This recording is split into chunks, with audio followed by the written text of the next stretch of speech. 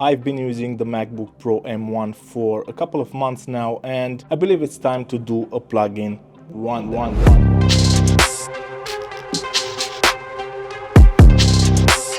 I want to show you exactly what plugins I am using on the M1 chip.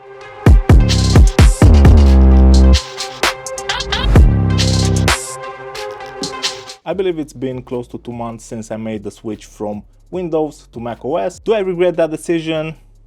No. The new system works great, but I was already heavily invested in the Apple ecosystem. I've been using the MacBook Pro from 2019 for video editing. Recently, I've got a Mac Mini for the same purpose, but I never had the guts to fully jump into the Apple ecosystem when it comes to mixing and mastering. I was afraid that things will not work properly, especially with the plugins I use the most. I want to show you the plugins that I use daily, the plugins that are causing me some troubles, and the plugins that are working just fine. Let's jump into the Mac and let me show you the plugin rundown. We are inside Studio One. This is the DAW that I use on a regular basis. This is my favorite DAW. It works just fine on the M1 Mac. Just a couple of crashes, but one thing that I love about the Mac ecosystem is that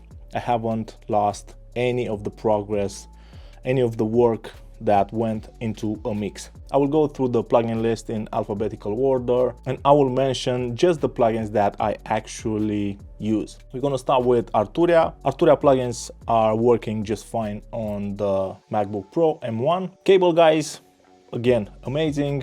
I had no issue with their plugins. Melodyne is okay. The God Particle, it's not natively supported on M1, but it works just fine as an AU.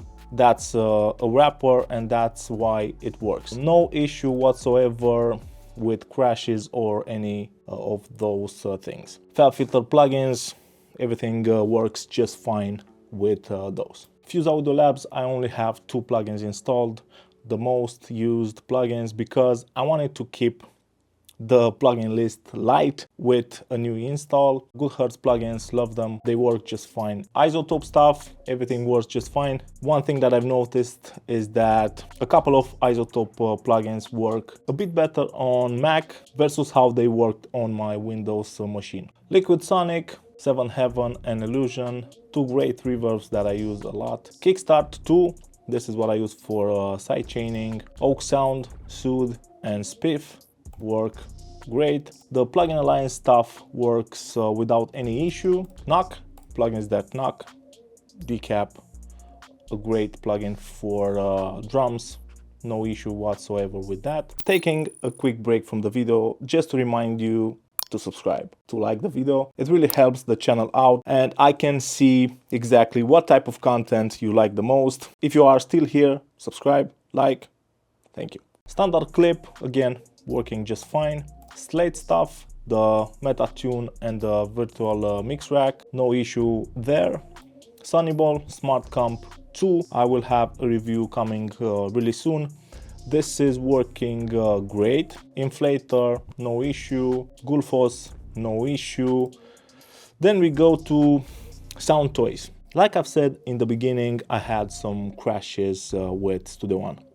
The plugin that causes most of my crashes is Echo Boy. I have no idea why. Maybe because we are working with an older version of VST.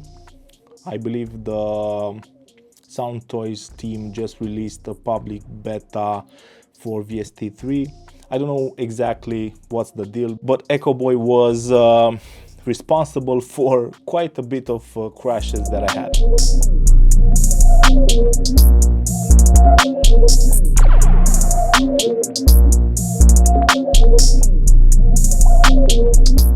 DSQ3 works great. All the Tokyo Dawn Labs plugins are running really smooth. Tone Projects with Kelvin and Unisum, 2 plugins that I have no issue with on my new system. The Valhalla stuff, everything is great there. Vertigo Sound, again, no issue whatsoever with those plugins. And moving to the Waves plugins, everything seems to work just fine with the new 14th version of their plugins. No issue whatsoever. Waves Factor with Track Spacer, no issue. RC20, no issue.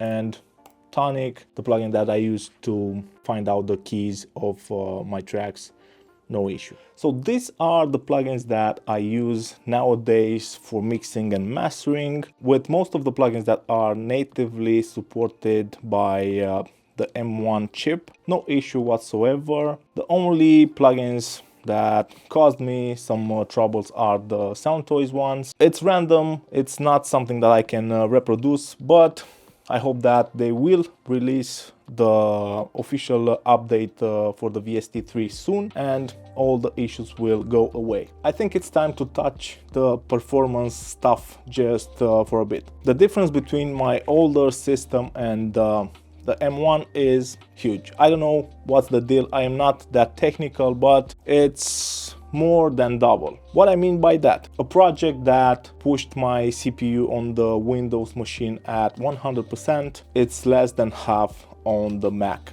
That's a great news because a tiny machine like that can do mixing and mastering without an issue, with oversampling, with CPU hungry plugins. Yeah, so these are the plugins that I use daily. As you can see, the list is not that long because I wanted to keep everything under control. I don't want to end up with a plugin list that's really long. I hope that you enjoyed this video. If you did, please subscribe, drop a like. Don't forget to follow me on Instagram. Thanks for the support and see you guys really soon.